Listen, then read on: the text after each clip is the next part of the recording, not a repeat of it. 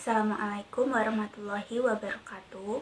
Perkenalkan, saya Nabila Putri Syaharani dari Program Studi Pendidikan Islam Anak Usia Dini kelas 5C.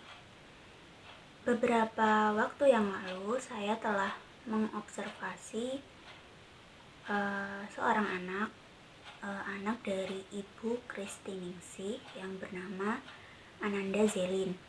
Nah, dia ini memiliki permasalahan yaitu speech delay atau keterlambatan bicara. Nah, jadi speech delay atau keterlambatan bicara itu adalah kondisi ketika seorang anak mendapatkan suatu kesulitan dalam hal mengekspresikan perasaannya atau keinginannya kepada orang lain. Hal ini itu kesulitannya terjadi dalam berbicara secara jelas, terhambatnya komunikasi dengan orang lain, berbeda dengan anak seusianya. Ada juga faktor penyebab terjadinya speech delay tadi, yaitu yang pertama, hambatan perkembangan pada anak yang menguasai kemampuan oral motor. Juga masalah keturunan, masalah pembelajaran dan komunikasi pada orang tua, dan faktor televisi atau penggunaan gadget yang berlebihan. Nah, ini mengakibatkan anak itu kurang latihan bicaranya, terus lebih banyak bermain sendiri, terlalu pasif, terlalu banyak menonton televisi, atau dikarenakan menggunakan 2 atau lebih bahasa. Jadi anak itu kesulitan untuk fokus pada bahasa yang mana. Jadi dia mengakibatkan timbulnya keterlambatan bahasa tersebut. Nah, berikut akan saya tampilkan hasil wawancara saya kepada Ibu Kristiningsih.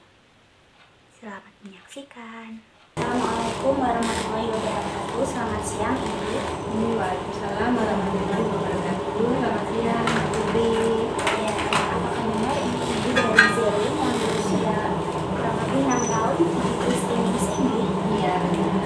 Ya, baik. Sebelumnya perkenalkan, saya Nabila Putri Syaharani dari Program Studi Pendidikan Islam Anak Usia Dini UIN Raden Masaid Surakarta. Di sini saya ingin meminta waktunya sebentar untuk melakukan wawancara, mengajukan beberapa pertanyaan pada Ibu. Apakah diizinkan? Boleh. Baik. Jadi Ibu, beberapa waktu yang lalu Ibu bisa melakukan pengamatan pada Mbak Zelin. Jadi saya melihatnya itu ada sedikit keterlambatan berbicara. Apakah itu yang dikatakan itu benar? Iya benar. Memang Mbak Zelin ada keterlambatan berbicara dari kecil, speech delay. Tidak seperti pada wajar umum anak usianya. Jadi langsung saja ke pertanyaan yang pertama, yaitu sejak kapan Ibu mulai menyadari bahwa anak Ibu mengalami speech delay? Sejak mulai perkembangannya sejak umur usia 3 tahun, 4 tahun itu kan ada teman-temannya seusianya gitu kan, dan aku perbandingkan, jadi kok yang satu udah bisa bicara, udah lancar, udah jelas, kok yang ini belum gitu. Ya, itu baru aku sadarnya 3, 4, 5. Jadi yang Ibu perhatikan itu tanda-tanda apa saja yang menunjukkan bahwa anak Ibu mengalami speech delay? Ya, itu tadi tanda-tandanya apa ya, kosakatanya kurang jelas, terus kata-katanya juga kurang banyak, berbicaranya kurang jelas itu. Bagaimana cara Ibu memberikan stimulasi kepada anak dalam kegiatan sehari-hari? Stimulasinya apa ya?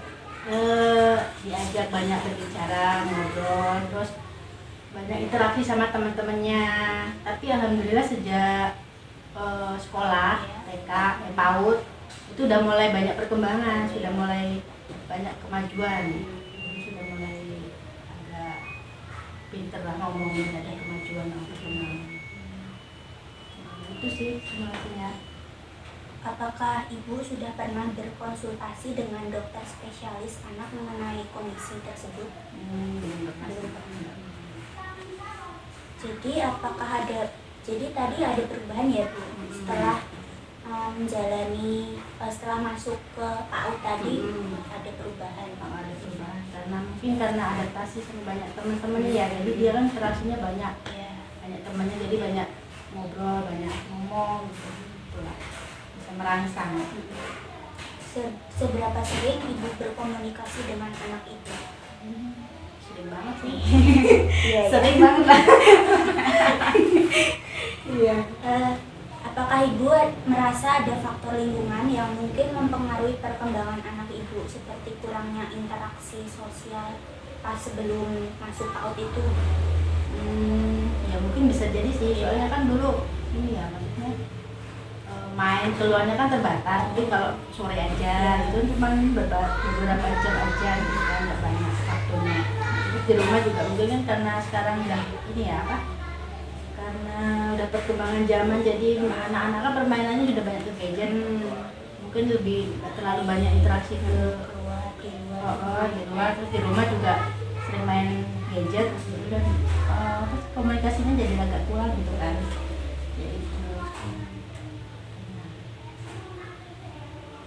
Bagaimana perasaan ibu mengenai perkembangan bicara anak ibu? Apakah khawatir atau optimis? Kalau dulu sih awal-awal sempat khawatir, tapi setelah udah sekolah udah ada perkembangannya, udah sih sekarang optimis. Alhamdulillah. Apa harapan ibu untuk perkembangan bicara anak ibu di masa depan? Harapan saya ya ke depannya anak saya bisa lebih baik lagi, bisa lebih lancar lagi, lebih baik lagi lah, ada perkembangan. Baik. Jadi dari pertanyaan tadi dapat saya simpulkan anak ibu mengalami speech delay. Faktornya itu kurangnya interaksi dari lingkungan sekitar. Jadi dia kebanyakan bermain gadget dan kayak terbatas gitu bermain di luarnya. Di sini apakah saya boleh memberi saran pada ibu mengenai anak ibu saya? Jadi saran saya itu yang ibu bilang tadi, membatasi bermain gadget, membatasi gadget atau menonton televisi. Nah itu dapat mengganggu juga Bu dalam perkembangan bahasa pada anak. Yang kedua, bisa ibu ajak menstimulasinya di rumah seperti membaca buku, menyanyi, atau mengajak anak berbicara tentang kegiatannya sehari-hari seperti apa. Terus juga seperti bermain peran atau bermain peran itu kan kayak anak banyak berbicaranya ya, kayak anak jadi apa, dokter atau masak-masakan gitu. Terus juga permainan yang melibatkan komunikasinya itu banyak, biar anak belajar bahasanya itu menyenangkan, ada komunikasi menyenangkannya. Terus bisa juga kalau kondisi tersebut semakin parah, bisa juga berkonsultasi dengan pihak profesional, dokter atau ahli terapi bicara anak. Terus yang melakukan seperti kalau ibu berbicara itu kayak menunggu respon anak lah, jadi jangan kayak memotong-motong pembicaraan, jangan kayak terburu-buru berbicara, biarkan anak respon untuk perkembangan bahasanya. Nah, yang tadi itu bisa dilakukan secara konsisten agar hasilnya baik.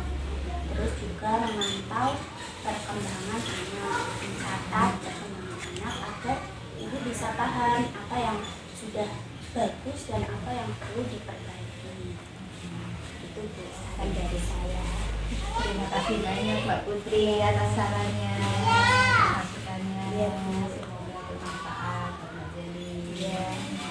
Jadi sekian dari saya, dan terima kasih pada Ibu Christine sudah memberikan waktunya, sudah meluangkan waktunya untuk saya wawancara. Sama Mbak Putri, terima kasih banyak. Terima kasih Bu. Wassalamualaikum warahmatullahi wabarakatuh. Waalaikumsalam warahmatullahi wabarakatuh.